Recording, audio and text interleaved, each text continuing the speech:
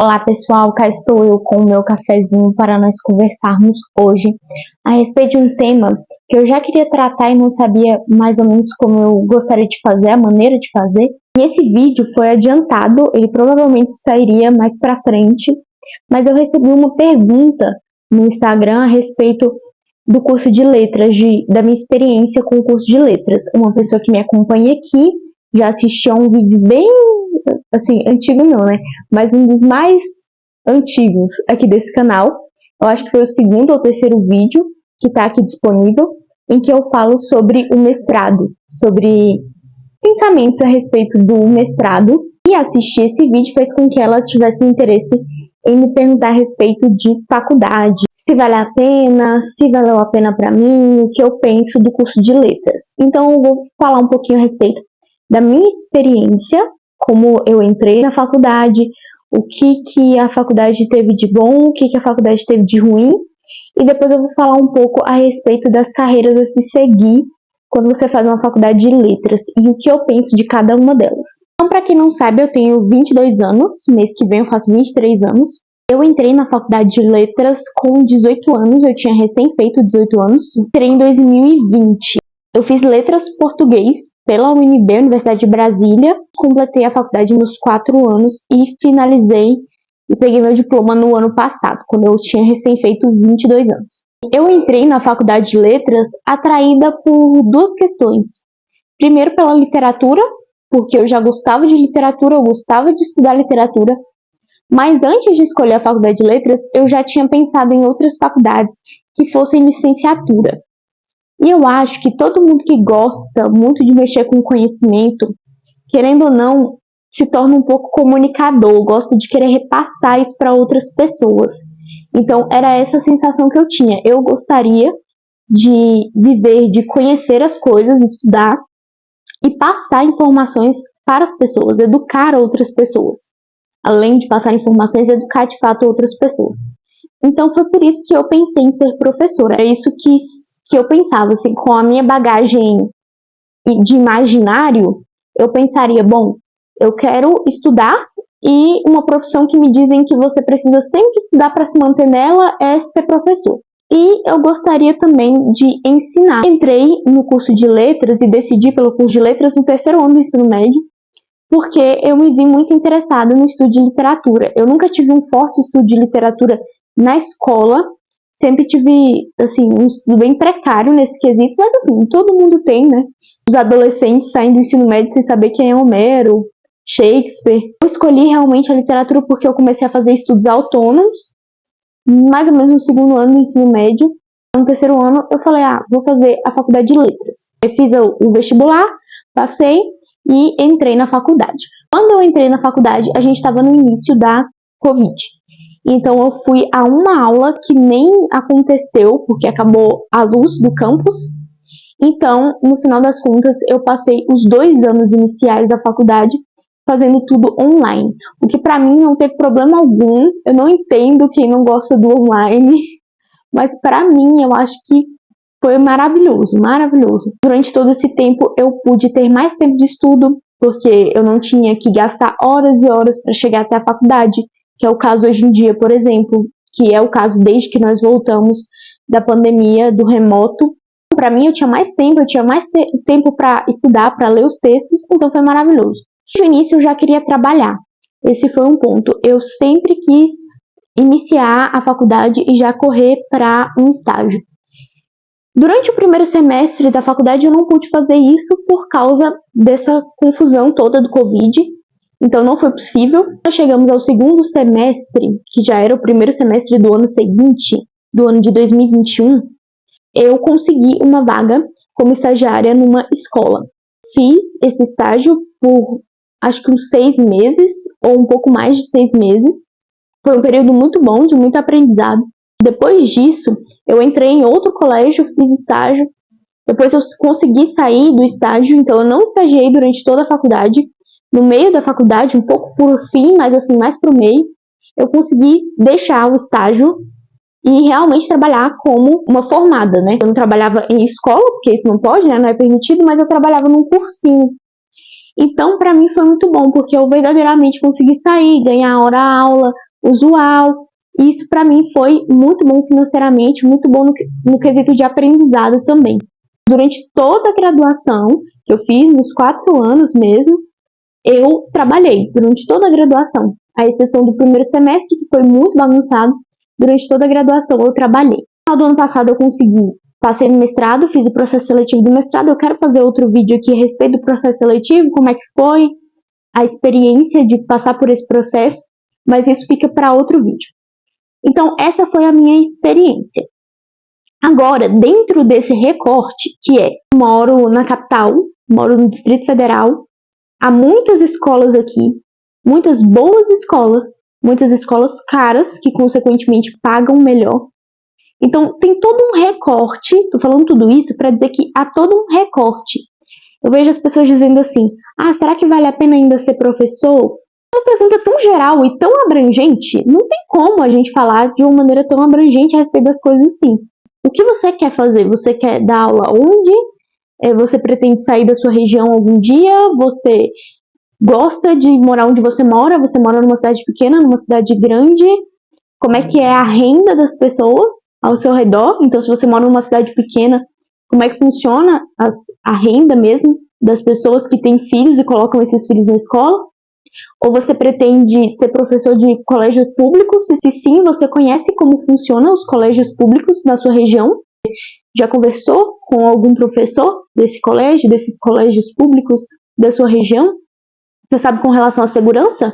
Com relação ao salário? Com relação a horas que você precisa trabalhar? Então, tudo isso conta e é muita coisa para se pensar. De fato, eu gostaria de seguir carreira acadêmica. Desde que eu entrei na faculdade, eu tinha essa pretensão, esse interesse de seguir a carreira acadêmica. E assim foi durante toda a graduação. Eu mantive esse interesse, apesar dos percalços que aconteceram no meio do caminho, eu continuei mantendo esse interesse.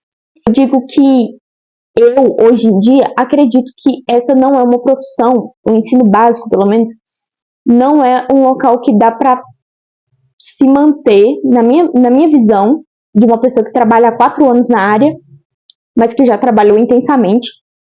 Eu acho que se manter, pensar em se manter por décadas nesse mercado é difícil. Então, realmente é muito trabalho. As pessoas falam em relação à carga, ao volume de trabalho, né? O volume de trabalho é alto, principalmente porque é um tipo de emprego, é um cargo que você não chega em casa e o trabalho acabou. O trabalho continua quando você está em casa. Então, você tem trabalho antes de dar aula para planejar as aulas, você tem trabalho depois para planejar atividades ou então para corrigir atividades. Então, é um tipo de emprego em que você está sempre trabalhando e você tem um desgaste, querendo ou não, grande físico mesmo.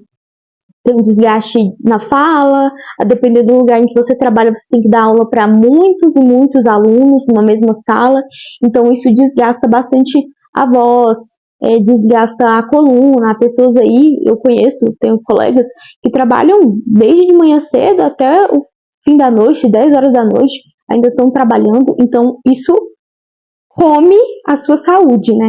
No entanto, eu acho também que quando nós generalizamos muito a profissão do professor, a gente coloca a ideia de que o professor vai ser um miserável, de que ele não vai conseguir nada, não vai conquistar nada, não vai ter dinheiro para nada, vai viver sempre contando moedas.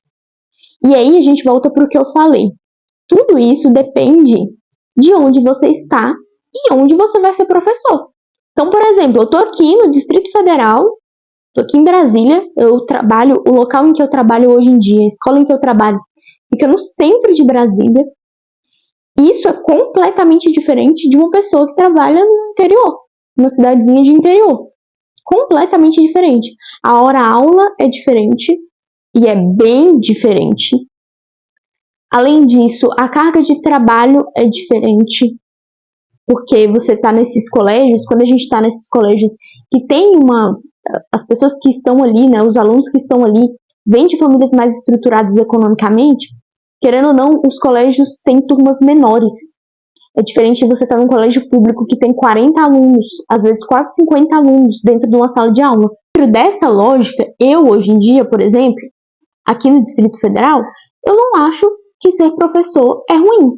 Não acho que ser professor significa que você não vai conquistar nada na sua vida. Eu acho que sim, ser professor em Brasília é até bom. Você vive bem, assim, tranquilamente bem. Não precisa ser concursado, porque as pessoas têm muito essa ideia de que o professor que vai viver minimamente bem, pelo menos aqui no DF, né? As pessoas têm essa ideia. Eu sei que a realidade do concurso público em outros estados é diferente. Em outros estados, já conversei com uma pessoa do Rio, uma pessoa que fez faculdade comigo, que era do Rio, e ela dizia que achava mais proveitoso, que era mais proveitoso financeiramente e para o estilo de vida, ser professora de colégio particular do que de colégio público. Porque o salário no colégio público de concursado, professor concursado, era um salário que não era tão bom. Agora, aqui no DF, você já tem um salário muito melhor para professor na Secretaria de Educação. Então, isso brilha o olho de muitos. Mas até se você não for professor da secretaria aqui no DF, você encontra muito boas escolas que chegam a pagar mais do que a secretaria paga e que te oferecem assim inúmeros benefícios, te oferecem plano de saúde, te oferecem alimentação, tudo isso. Então são colégios muito bons de se trabalhar. Tá vendo que tudo depende? Eu acho que vale muito a pena, primeiro, conversar com professores dos mais diversos no local em que você mora. Então, conversar com professores de colégio particular, de colégio público, de ensino fundamental, de ensino médio, para ver como é que funciona a vida dessas pessoas. Conversar com professores de mais idade e com professores de menos tempo de sala de aula, porque aí eles vão ter opiniões, vertentes diferentes. E a segunda dica que eu poderia dar seria começar a trabalhar cedo. Acho, pelo menos eu vi isso na minha experiência pessoal, um proveito muito grande em começar a trabalhar desde cedo.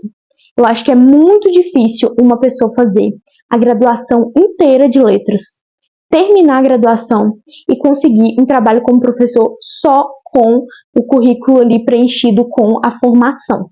Mesmo que você esteja numa universidade de mais renome, que as pessoas digam que é uma boa universidade, porque é uma universidade pública, etc, etc. Que vamos até conversar sobre isso. Então eu realmente acho que faz diferença, que é importante a gente começar a trabalhar desde cedo. Isso vai acrescentando muito ao nosso currículo e você pode até se manter em algum lugar que você era estagiário quando você terminar a faculdade. Você pode se manter como uma pessoa verdadeiramente contratada ali, né? Como um profissional da área.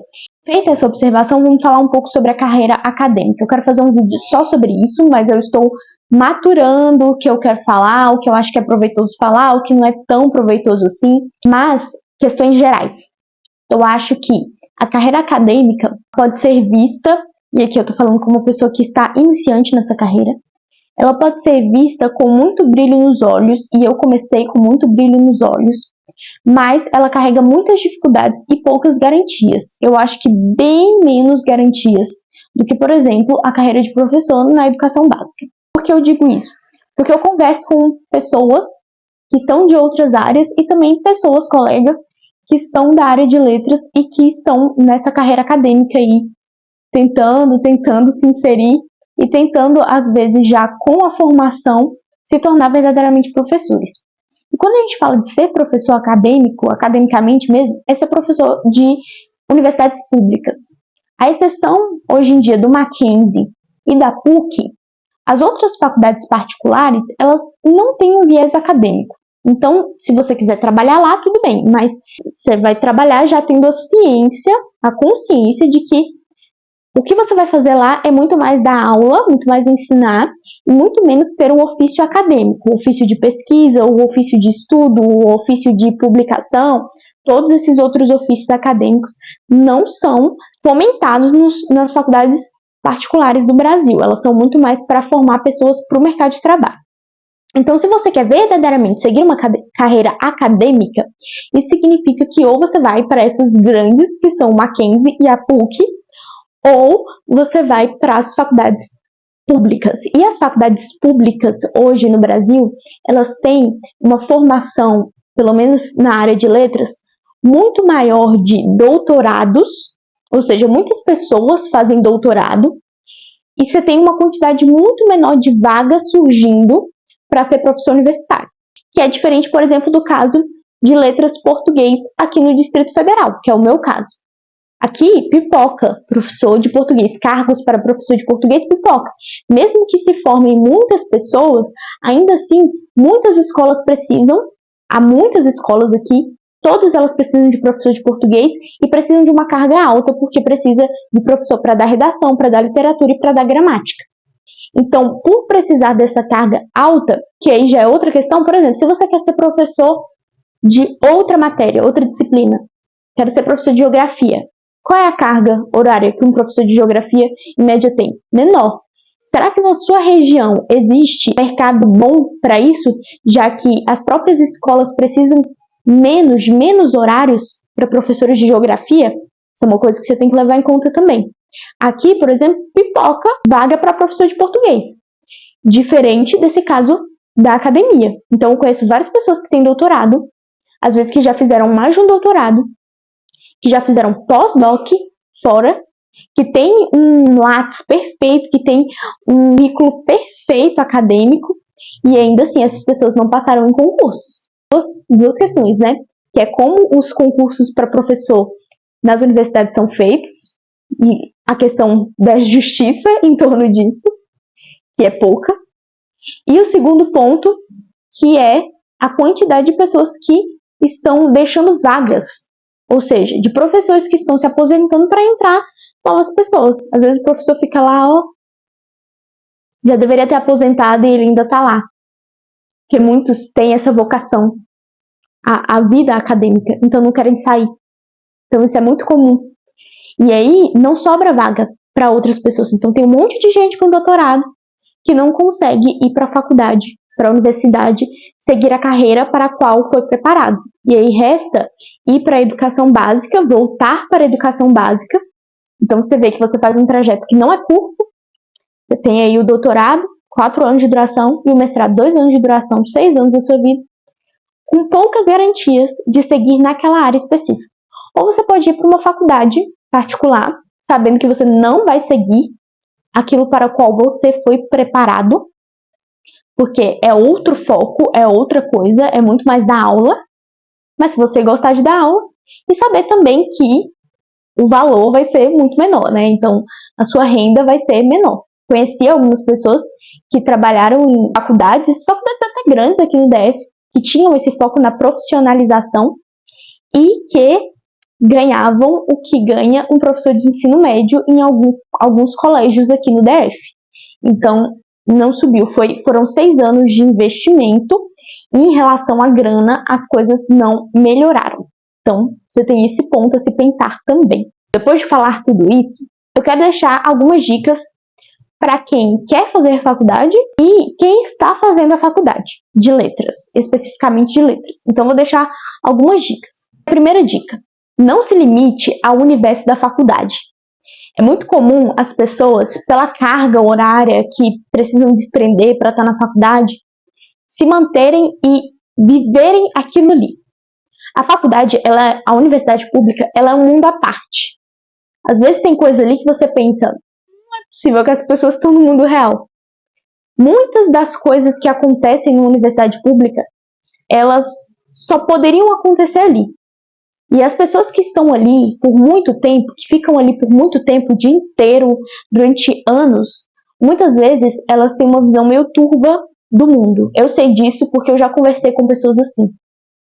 Então, o fato de essas pessoas não irem trabalhar, não irem para o mercado de trabalho, se manterem o dia inteiro dentro da faculdade, faz com que elas tenham uma visão muito inocente do mundo e uma visão muito apartada da realidade, realmente.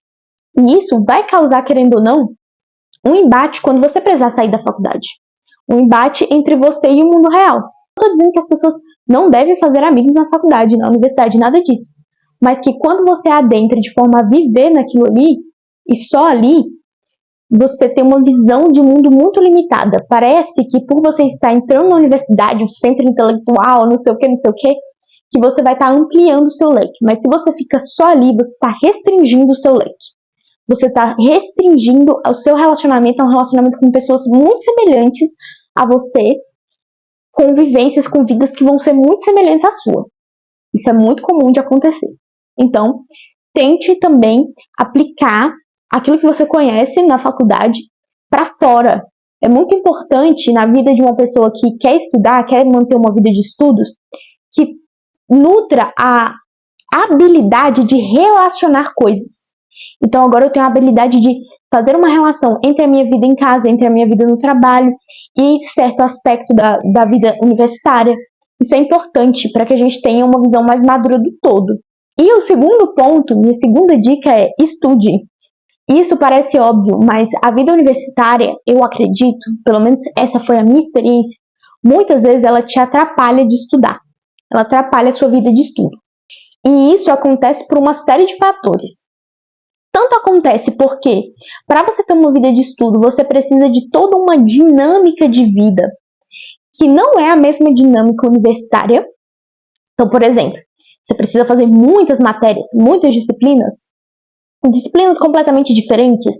O quadro da sua faculdade, a ordem ali das suas disciplinas estão completamente desregradas. Então, às vezes, em um semestre, você vai fazer disciplinas que não conversam nada entre si, e você sai de uma disciplina, de uma aula, diretamente para outra, que também não tem nada a ver com a anterior. E isso tudo impossibilita a dinâmica de uma vida de estudos, que não é só ler livros, que não é só assistir aulas, ver cursos, mas que envolve também um tempo de maturação. Não tem como você ficar só assimilando informação, lendo um monte de livro, assistindo um monte de aula, e você não ter tempo para assimilar essas informações. Então, você precisa de um tempo para que esse estudo se faça, assente realmente, possa assentar na sua mente. E isso a faculdade às vezes não te fornece.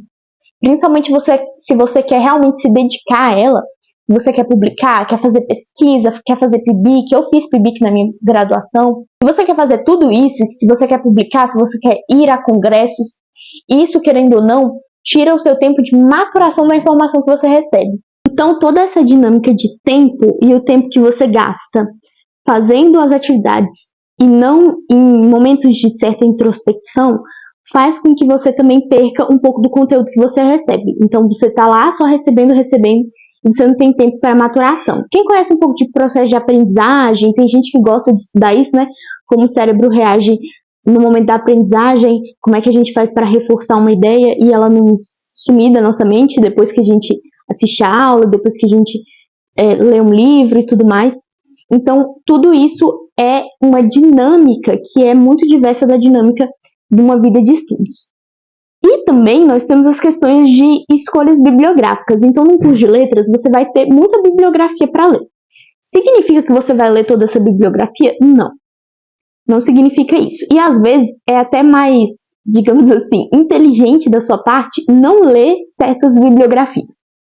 É às vezes até mais inteligente pela própria questão que eu falei anteriormente, de você ter mais tempo para maturar aquilo que você leu. Então é melhor ler pouco do que ler muito e não maturar aquilo que você lê.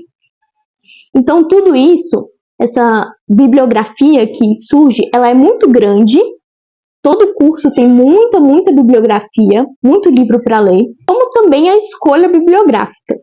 Então eu não sei se isso é um caso de experiência pessoal minha, e se talvez em outras universidades a gente visse uma realidade um pouco diferente. Mas na minha realidade, o que eu vi foi uma homogeneidade muito grande das bibliografias.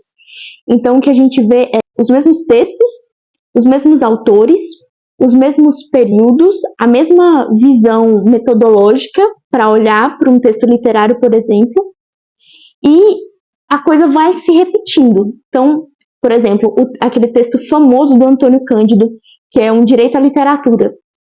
Nossa, eu já li esse texto inúmeras vezes. E, assim, talvez não tenha sido muito inteligente da minha parte ter lido tantas vezes aquele texto, mas talvez também tenha sido. Talvez tenha me ajudado em alguns âmbitos. Em alguns poucos âmbitos, mas em alguns âmbitos. Então, é um texto que eu li várias vezes. Por quê?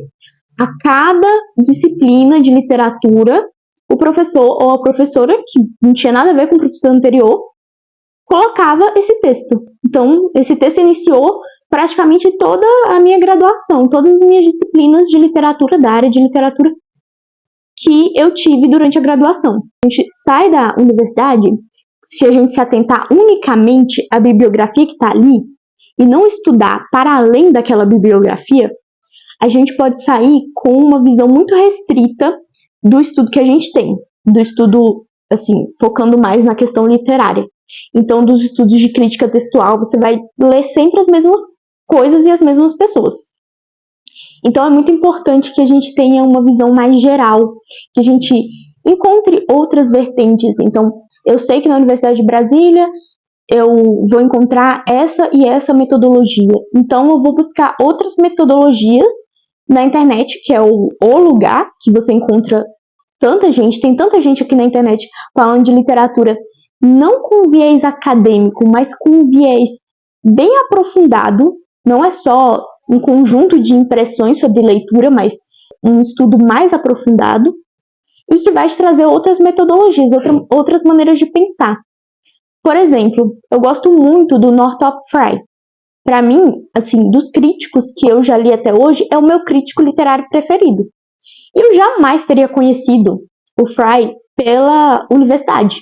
Ninguém nunca me apresentou alguém como ele. Nunca. E nem me apresentaria. Então foi porque eu fui para além e conheci outras coisas.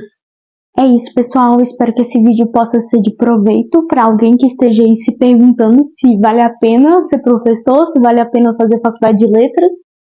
E se você gostou desse vídeo, por favor, deixa um like. Acompanhe os outros vídeos aqui no canal, porque tem muito conteúdo por aqui. Apesar de ser um canal recente, a gente tem já vários vídeos por aqui, vídeos bem interessantes a respeito das minhas leituras, da minha vida de estudos. Então, eu te convido a conhecer um pouco mais. Um beijo. Tchau, tchau.